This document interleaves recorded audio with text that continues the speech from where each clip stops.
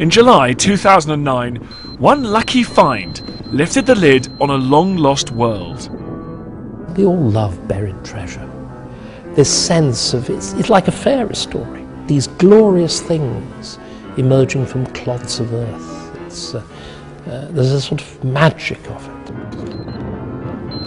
An astonishing treasure trove of gold and silver hidden in a field in Staffordshire in the Midlands. You never really ever get involved in finds with sort of precious metals. This is real sort of Indiana Jones type stuff. I'm going to take you on a journey to unlock some of the mysteries of this newfound Anglo-Saxon hoard.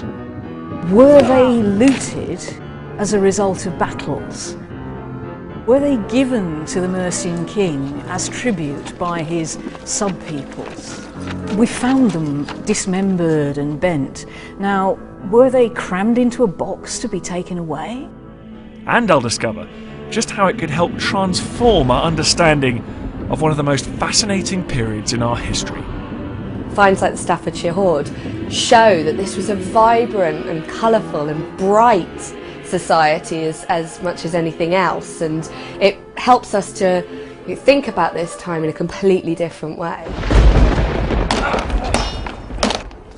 This is the story of the greatest find in generations.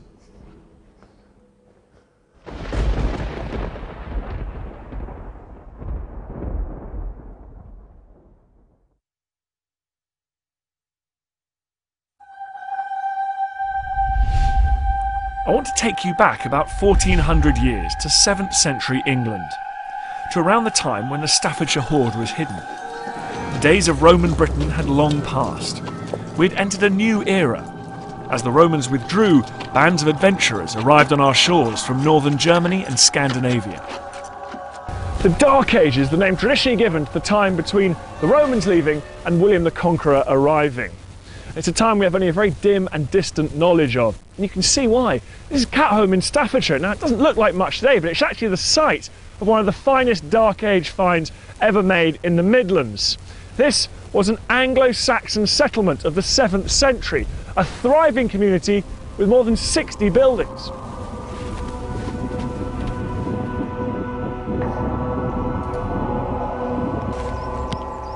Anglo-Saxon Catholm would have looked very much like this.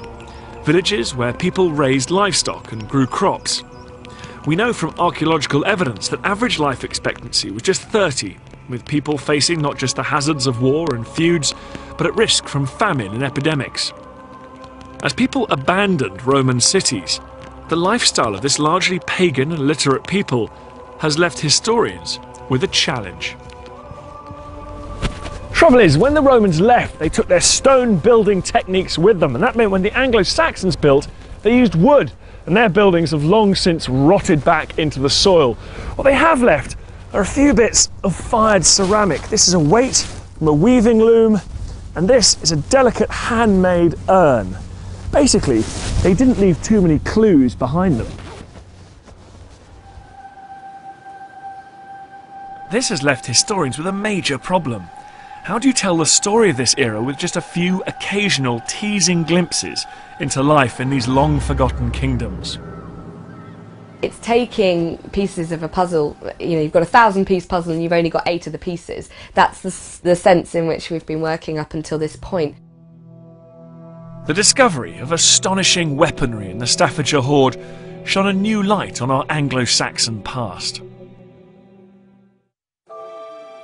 The traditional view is that life in the Dark Ages was nasty, brutish and short, and it's this idea that everyone lived in huts and hovels and really didn't have much quality of life. That's why we get this term Dark Age associated with it, but that's so far from the truth. So can this find tell us more about an England divided among warring kingdoms? In the centre was Mercia, a kingdom that stretched across the Midlands and a land with a reputation for aggressive warriors. But archaeological evidence has been very thin on the ground, with few finds of any significance. We just had tantalising glimpses. The artefacts we had covered the whole date range from the 5th to the 11th century, but just 1 or 2 items. But just a few pieces didn't really give us a full idea of how things were at that time. You could use documentary material, and you could use the fact that you've got Saxon carved crosses and so on to put some flesh onto it, but the human element was somewhat lacking.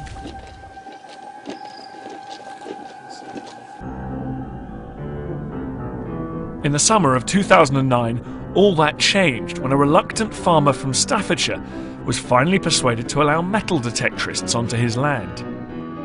We'd had several requests in the past for people to come metal detecting, and until the motorway was announced, we never allowed anyone on. And then a chap running a club approached me, and he said, you may as well let someone on now, because if there's anything there and the motorway takes it, it'll be lost forever. And he got a good point. Anyway, I think 8 of them came at the weekend and went all over the whole farm, and they only found buttons and buckles, what I thought was rubbish. And then Terry approached me, and I told him no several times, basically because I didn't particularly like him. Anyway, he come and asked me if he could come on this field specifically, and I thought, well, he can't come to any harm down there and he won't find anything. Fred couldn't have been more wrong. Metal detectorist Terry Herbert not only struck gold, he made the find of a lifetime. I was working in the yard, and he came up for mid-morning, and he said, sit down. I said, what's the matter with you?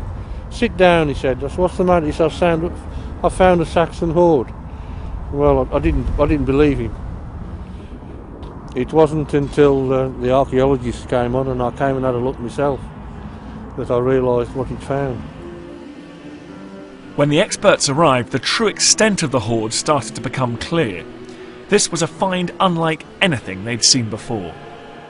I was not really believing it, because you'd sort of seen the odd piece like this in some of the books, but to have row upon row these things is just quite incredible. So I think my first thought was very much, how lucky the detector must have been to have found all this, and there couldn't possibly be anything left to find.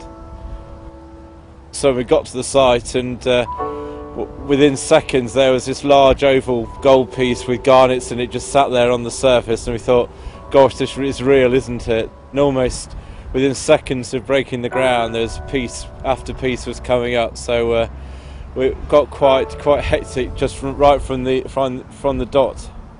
You never really ever get involved in finds with sort of precious metals. This is real sort of Indiana Jones type stuff. The largest hoard of Anglo-Saxon gold and silver ever discovered in Britain has officially been declared as treasure. It may have seemed like the stuff movies were made of, but this treasure trove of gold and silver was very real. It was a fabulous find that would make Terry a wealthy man, as he revealed in a rare interview at the time. It came quite as a shock, actually, but when the archaeologist was on the field, the one told me, he came up to me and he said, it's at the end of this, you'll end up being a millionaire.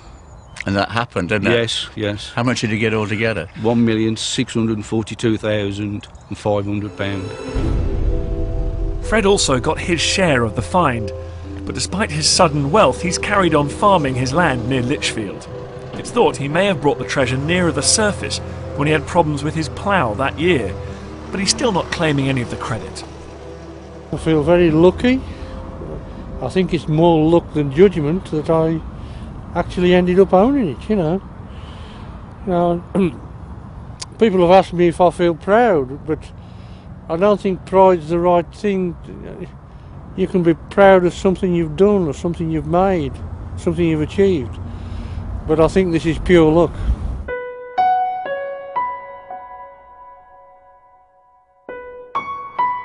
It is a multi-million-pound discovery. But for historians, the hoard's real worth lies in what it can possibly tell us about our distant past. We now have thousands more clues into Anglo-Saxon times. Pommels from the top of swords, pieces of warrior helmet, strange serpents and mangled crosses, a boy's own collection of warrior bling, and it captured the imagination of the world. So you think that old metal detector, even an old banged up one, no good use anymore? Good evening, welcome to BBC News at 6. It's the biggest haul of Anglo-Saxon gold and silver ever found. It comprises more than 1,000... I never ever in my career thought I would be holding this kind of treasure. It's the sort of thing you dream of. I think the fact we made the lead item on the 6 o'clock news sort of was a big hint that maybe things were going to be big. It is the earth yielding up its treasure. It literally came from the soil of Staffordshire. It was deliberately put there. It was removed from it 1,500 years later. But it needs to keep those roots. It's very big. It's 1,500 objects, and it's 11 pounds of gold, and God knows how much more silver. So it's a huge find. And I think if one were to do simple arithmetic, this is a multiple of several times everything else that we've got from Anglo-Saxon England. It wasn't just the press whose appetite was insatiable. The public were also desperate to find out all they could about this incredible hoard. I just think it's outstanding, and the quality of the work and the quantity as well. This is, I guess, only a small amount of it, but very impressed. It's absolutely fantastic. It hasn't disappointed one little bit. It's been brilliant. I'm a jeweller, so it's quite a thrill to have a look at it, to be honest. At its peak, people were waiting 4 hours to come in and see the hoard.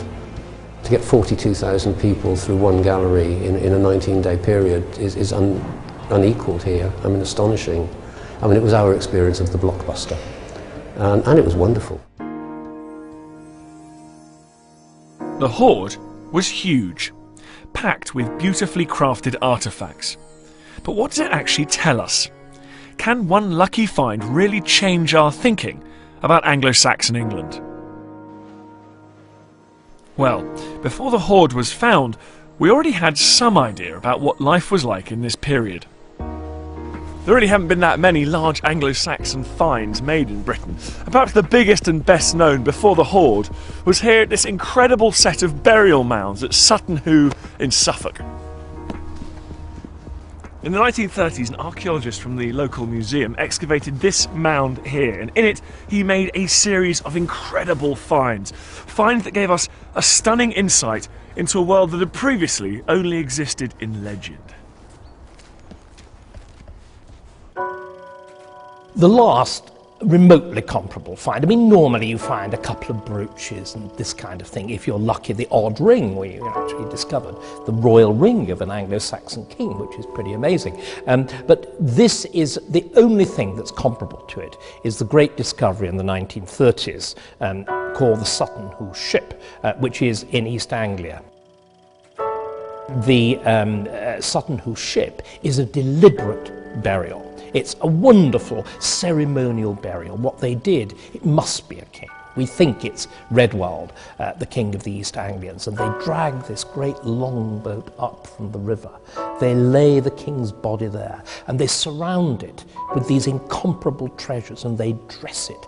So he's got his great helmet on, he's got his massive sword by his side. Sutton Hoo is a deliberate creation. It's a grand ceremonial funeral. It's like something out of one of the sagas, except usually in the sagas, for example, the death of Beowulf, they deliberately destroy, it's a funeral pyre, the thing is consumed with fire. This was a burial, so it's preserved. So that really is the English tomb of Tutankhamun. In Sutton Hoo, we really have an idealised sense of the hall in miniature for the afterlife. So the king, if we can say it's a king, the deceased, has been buried with everything they would need for the afterlife. And what we get is a real glimpse of the life of the hall in Anglo-Saxon times. So we have drinking horns, we have cauldrons, we have everything they would need a lyre to play music on. It's like opening a window onto the time in terms of looking at it as this vibrant hall life, this kingly or noble life of the hall. Sutton Hoo may have been a significant find, but such windows into the past have been few and far between. For much of their understanding of this era, scholars have had to rely on historical texts. The Anglo-Saxon Chronicle, originally compiled under the orders of King Alfred the Great of Wessex, gives us one account of this time. A further picture is painted by a man who may have been this country's earliest historian.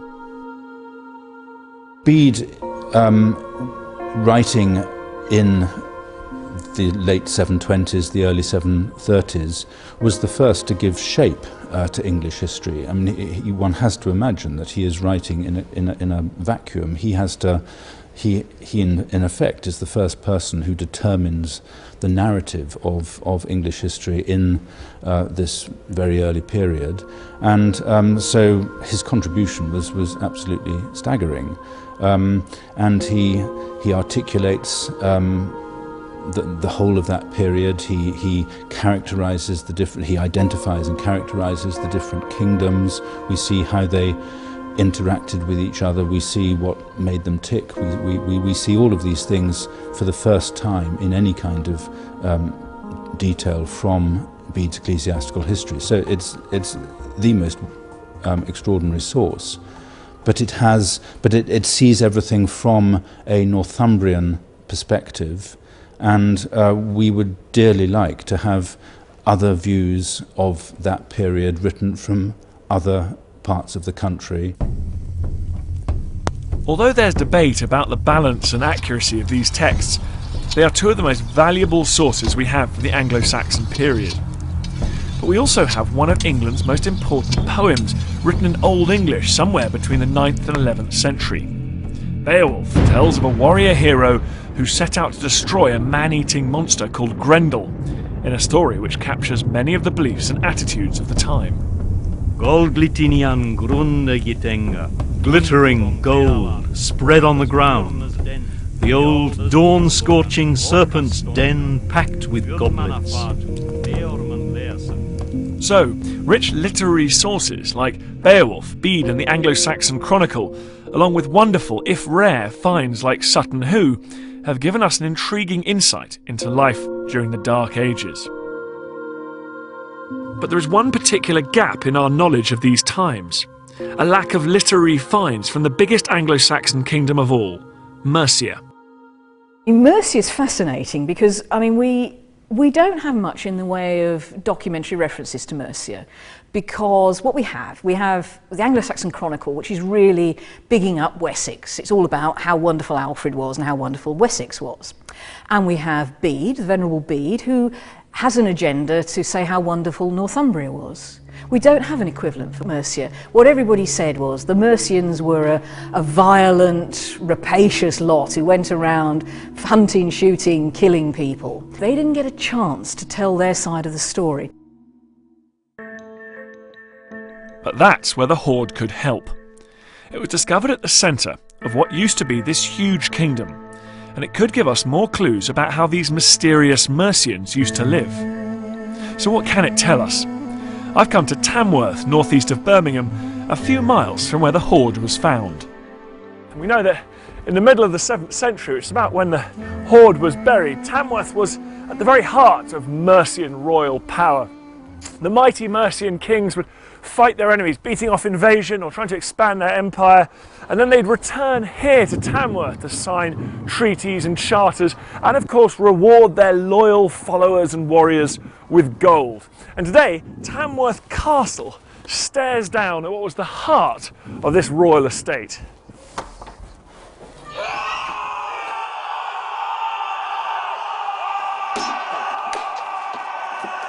Even before the Hoard was found, historians thought they had a pretty good idea of the importance of Tamworth and the kind of people who used to live there. The royal court wasn't a group of delicate people all wearing silk and satin and posing. It was a warrior band. The warrior elite surrounding the king lived and died with him. If he succeeded, they got pots of gold, pots of land, pots of women, lots and lots of nice horses, and life was great. If the king failed, they died horribly. Yeah, well actually if we come out up onto the tower, you get a fantastic sense of the setting of Tamworth and why it was such a special place, why it was so important.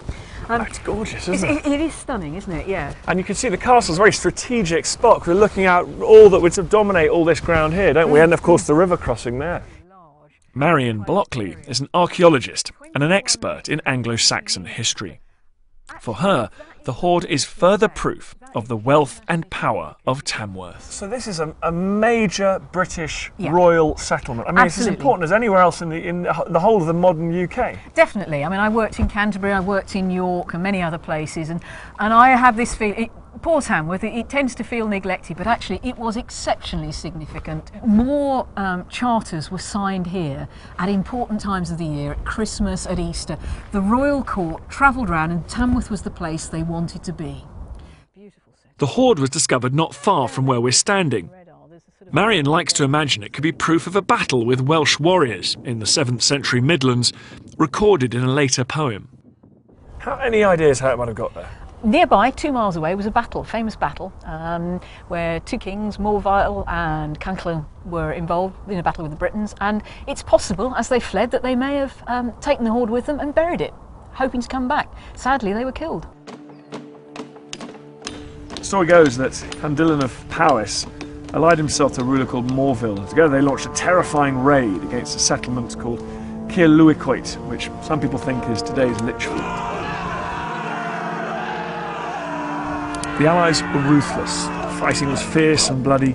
Many were killed. As was the practice at the time, they ransacked the town and they left with the spoils of war and the booty they'd captured at Caerluicoit.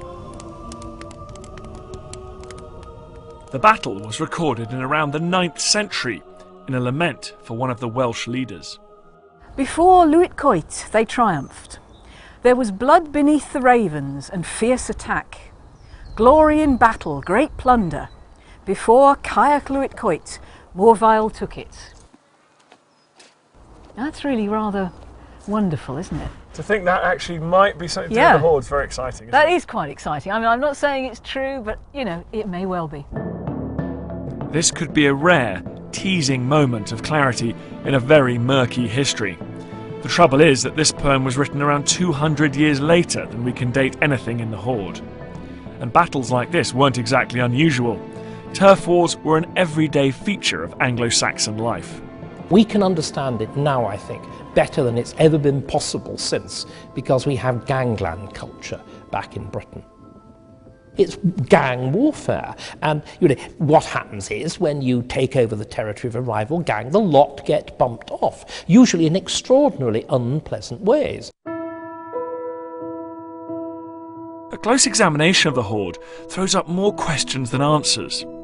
There are definitely bits of weaponry which perhaps belong to high-status warriors, but there are also an extraordinary number of them, especially the ornate pommels. And so these are pommels for the top of the sword, are they? That's right, they're highly decorative. I mean, the stunning thing is that there are more than 90 of these in this hoard. I mean, I couldn't believe it. You know, I spent 30 years digging Anglo-Saxon sites, finding 1 or 2 of these objects. And to see some, literally my jaw dropped. This quantity of swords is quite remarkable. One possible explanation is that the hoard was part of a king's collection.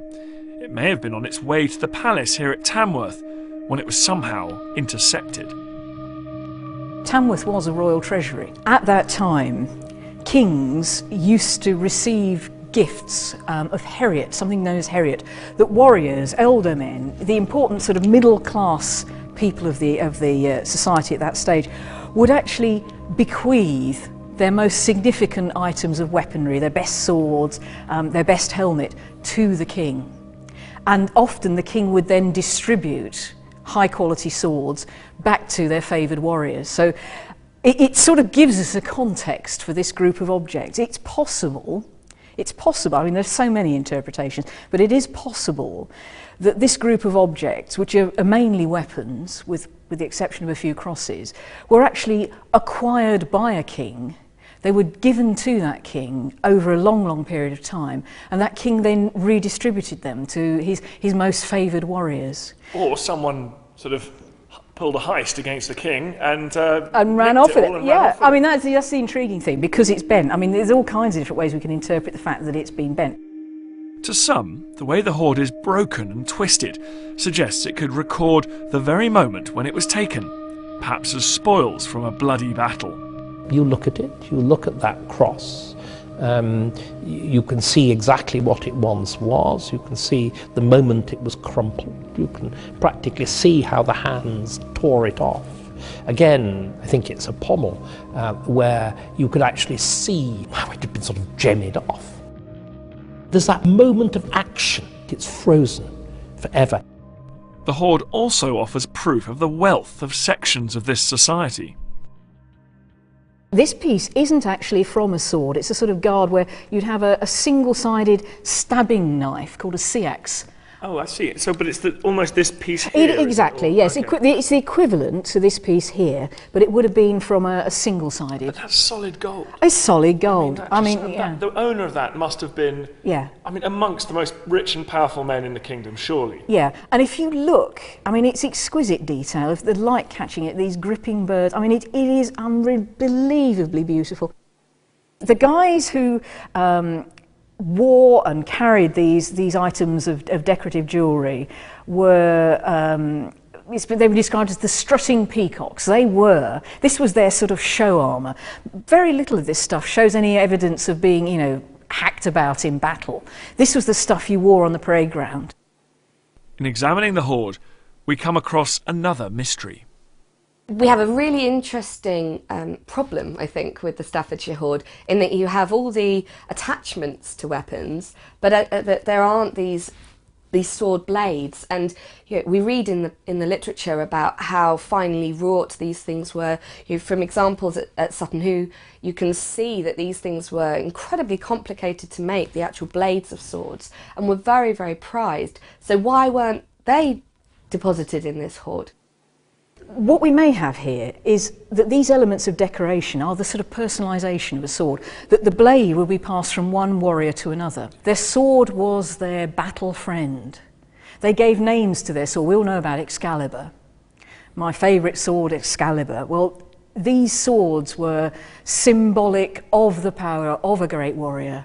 Absolutely exquisite. It's a work of art on a weapon for killing people. Quite incredible, really. Yes. One of the country's leading Anglo-Saxon experts from the University of Cambridge believes that looking at where the hoard was found, beside an ancient road close to Tamworth, may help us to understand what it actually is.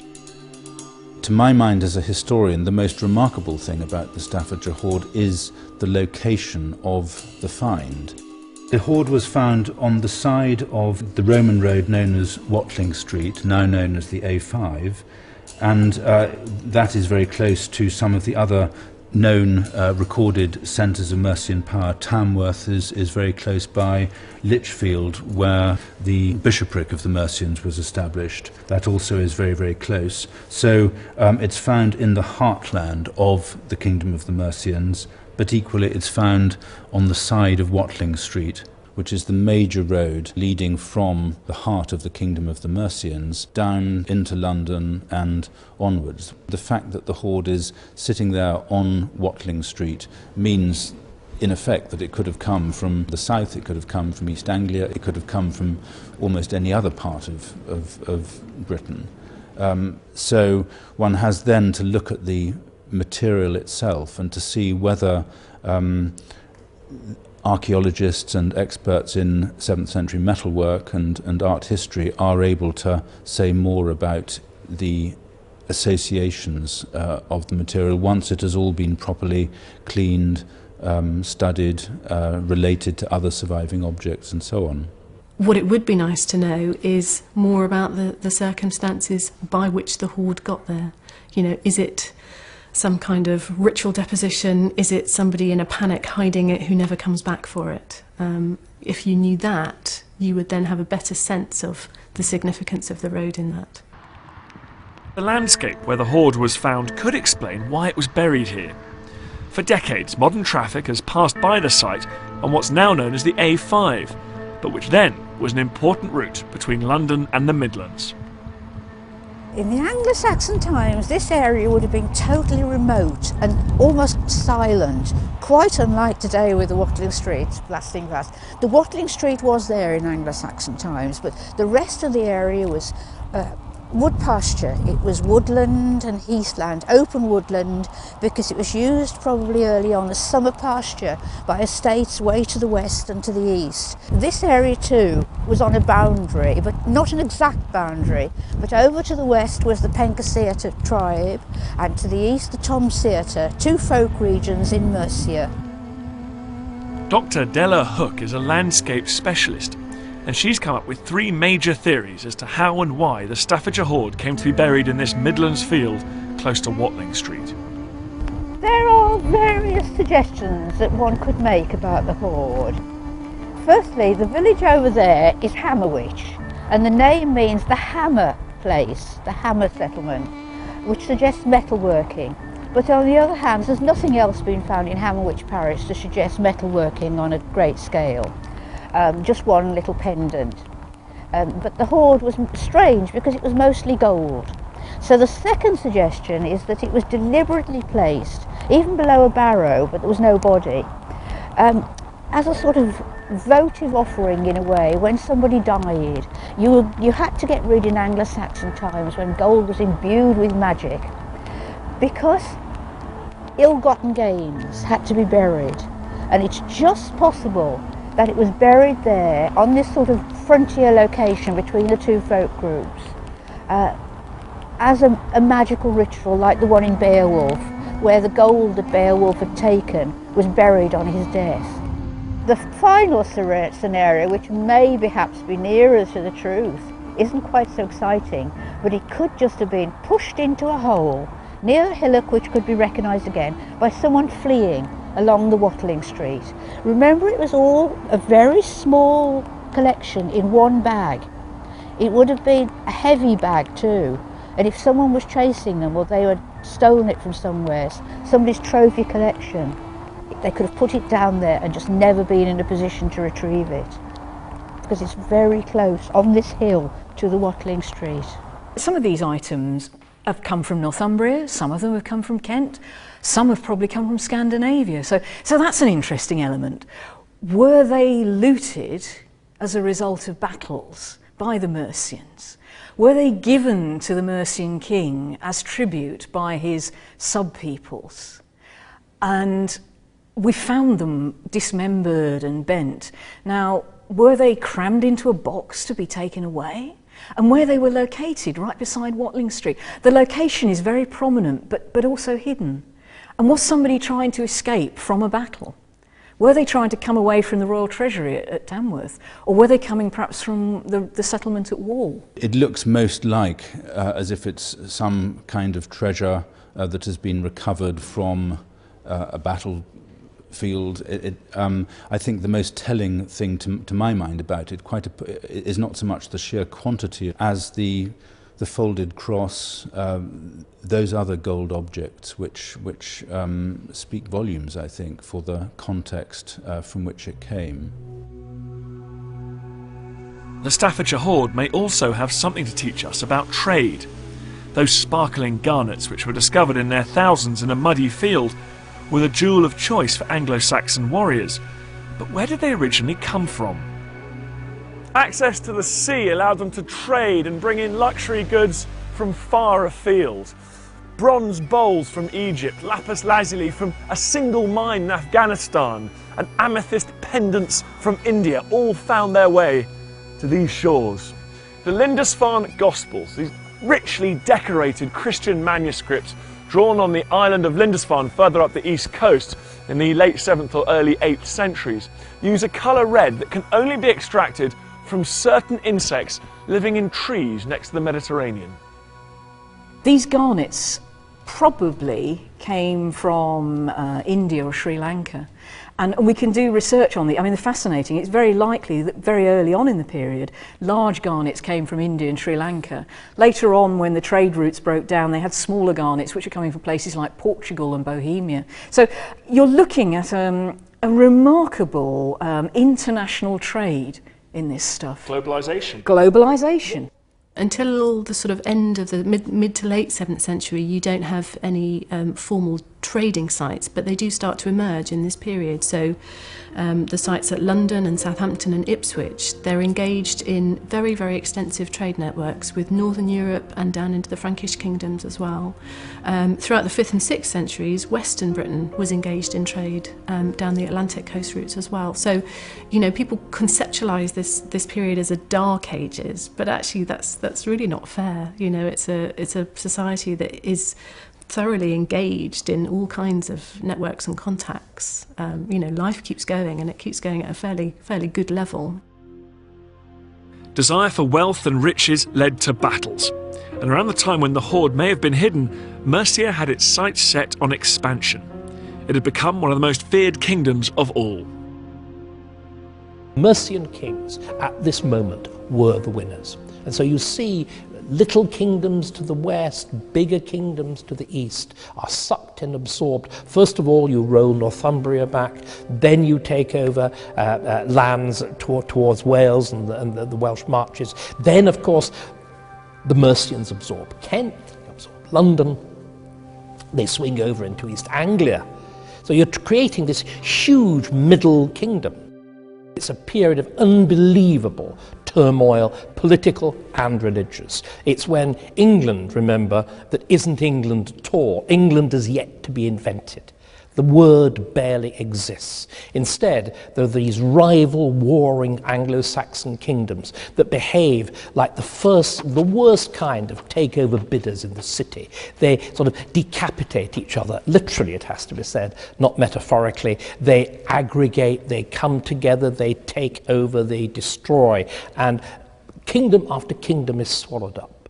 By the 8th, 9th century, Mercia is certainly the largest kingdom geographically. It covers the largest portion of the British Isles in that respect. So what can the hoard tell us about the people who carved out the kingdom of Mercia? We have very few records, and those we do have are written by outsiders. We know precious little about the kingdom of the Mercians. We know the major figures. We know that there was a figure in the first half of the 7th century called Penda, who emerges quite clearly in the pages of Bede's ecclesiastical history, mainly as a fairly aggressive figure, someone who was active against the Northumbrians, who was also active in the east and in particular against the East Angles.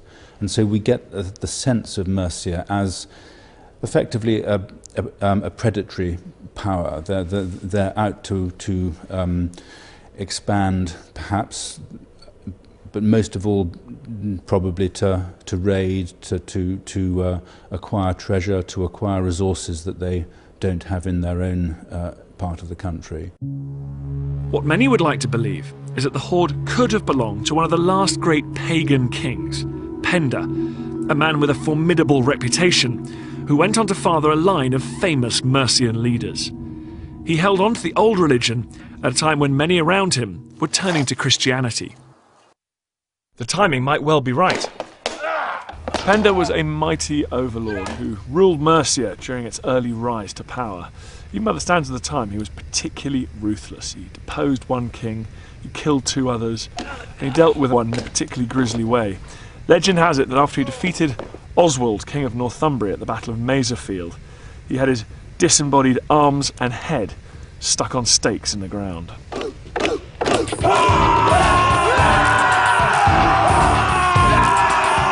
We all want it to be Penda, who is the famous king of Mercia. Penda is the king in the early 7th century of Mercia, and he's fighting a huge program of expansion against Northumbria, which had adopted Christianity quite early, and to begin with he's immensely successful. He defeats and peculiarly unpleasantly disposes of it, presumably in ritual sacrifice, 2 Northumbrian kings, and it would be lovely if this really is the monument of one of those battles. Penda really doesn't get the recognition that he deserves in the texts, because most of the history at this point is written down by the Venerable Bede. He's a Northumbrian and a Christian, and therefore an enemy of this pagan Mercian king, the last of the pagan Mercian kings. Bede hates Penda because he defeats and does horrible things to Northumbrian kings. And and also, of course, he's the wrong side. He's a pagan. And Bede is a very great historian, but great historians are not impartial. Bede is writing for a purpose. The Hoard has yet to give us any direct evidence of Penda. But that's not to say the two aren't linked. Penda was the one king who held out while everyone around him was converting to Christianity.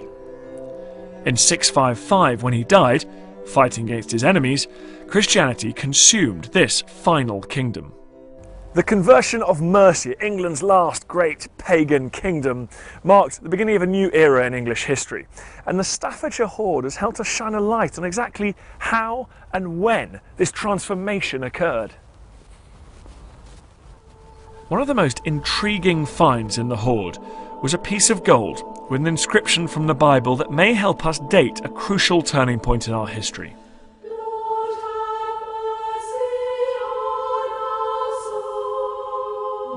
The conversion to Christianity changed the whole fabric of our society, bringing with it the written word and the rule of law. But despite its importance to British history, no one knows exactly how or when it came about. Lichfield has been an important religious centre since the early Christian days of Mercia, and this book is the earliest documentary evidence of the religion in the Midlands. This is the cathedral's greatest treasure, and we call it the St Chad Gospels. We think it was almost certainly created to adorn Chad's shrine. So Chad died in 672. So this book has been associated with this building for 1300 years? Something like 1300 years. The Gospel and the Hoard date from around the same time, a crucial turning point in the religious history of Britain. And in the Hoard are a mixture of pagan and Christian symbols.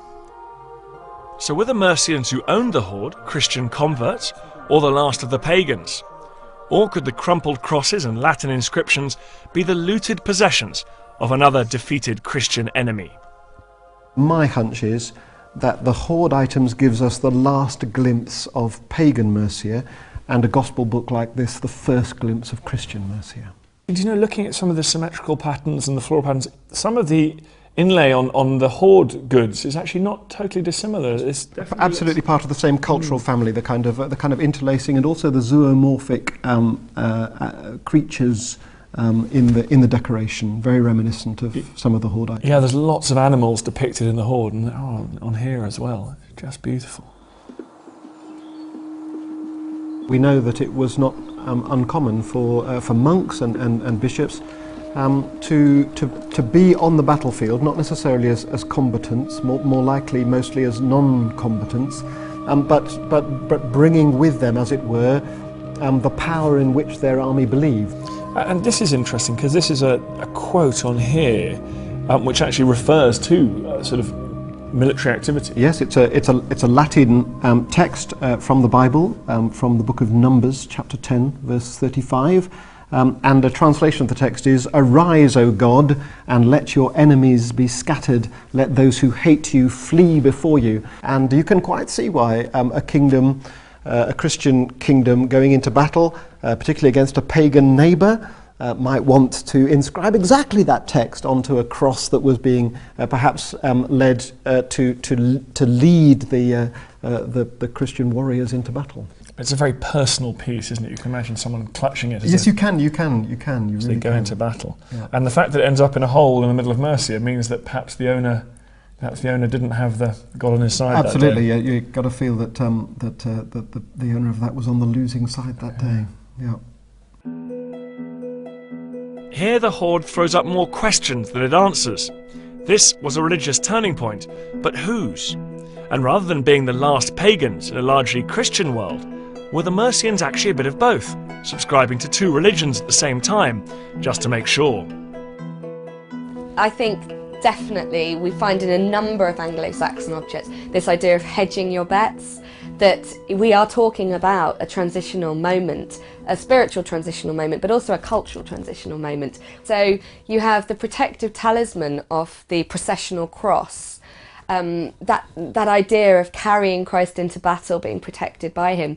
And then you have these talismans, these serpents, these traditional Anglo-Saxon battle beasts. It's no peace-loving text. This isn't, love thy neighbour, turn the other cheek, thou shalt not kill. It's none of that. It is Surge Domine, rise up, O Lord, and let thine enemies be scattered, and let those who hate thee be driven from thy face. This is the church militant, the church warlike. Of course, Christianity adapting itself to context. If you try and plant Christianity in a warrior culture, it's got to assume the elements of a warrior culture. So here you have warlike pagans fighting warlike Christians.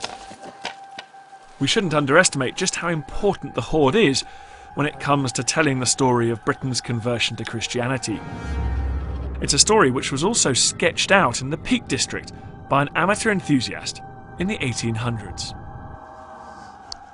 Before the Hoard was dug up, probably the most important Anglo-Saxon find ever made within the old Kingdom of Mercia was made by this man here, Thomas Bateman, whose tomb today sits surrounded by his beloved Peak District landscape. Now, in the Victorian period, this man was known as the Barrow Knight, and he dug up around 200, some say even more, barrows or burial mounds. And the site of his most important discovery is just a few miles that way.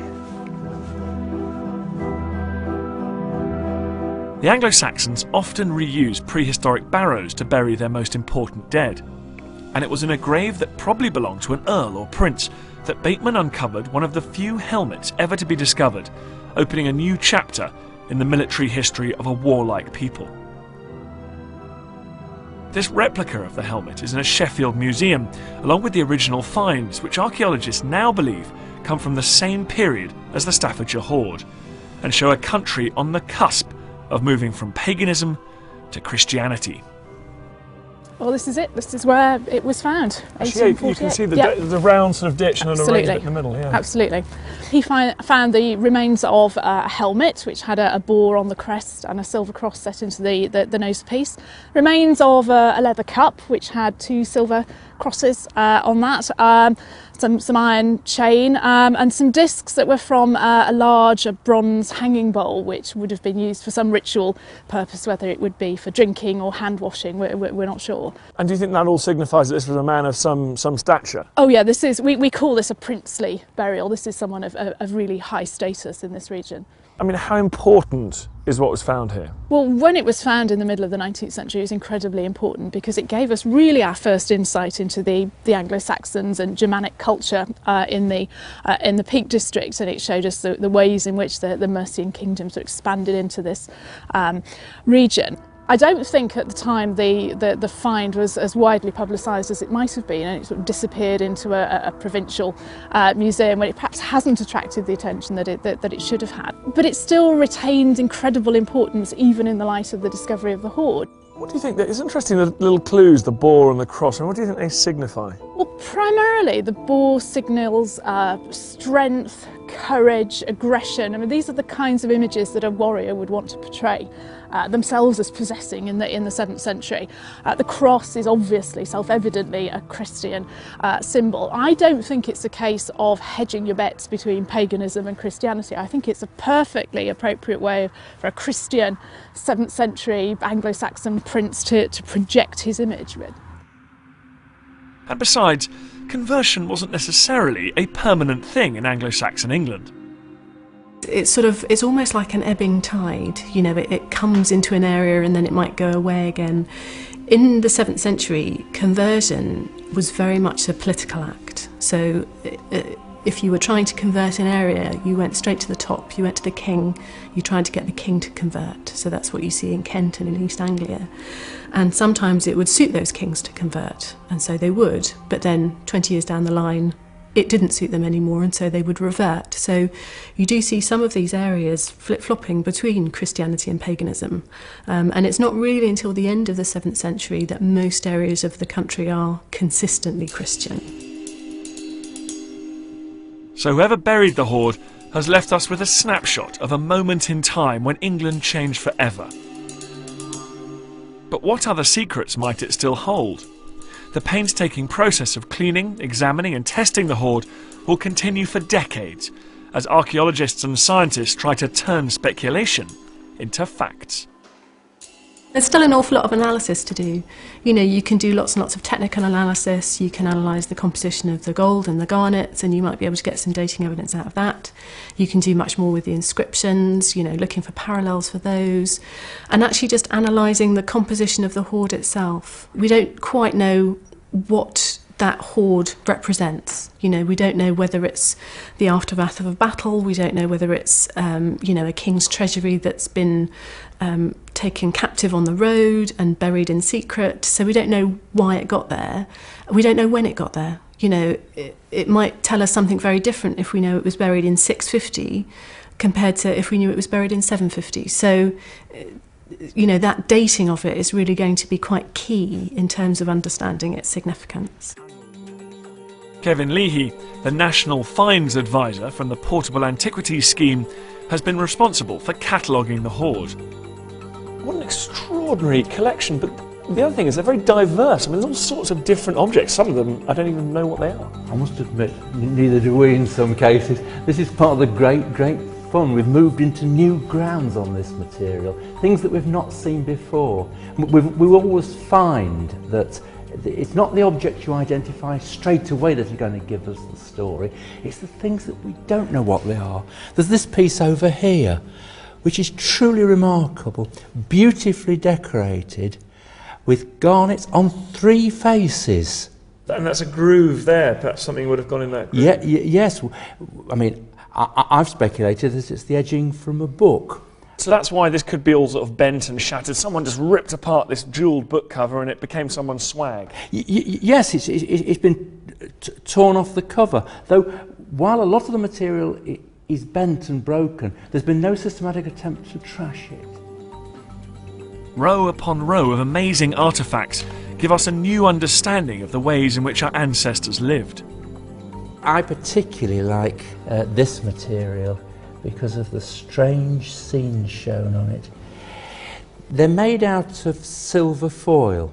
It's a technique that we call pressbleck, a German word for want of a better name in English. They show scenes, processions of warriors. You see the round shields and the spears. These probably came from a helmet. They were used in panels along the sides of a helmet. We get that at Sutton Hoo. Amazing going into battle with these extraordinary images on the side of your helmet. It's incredible.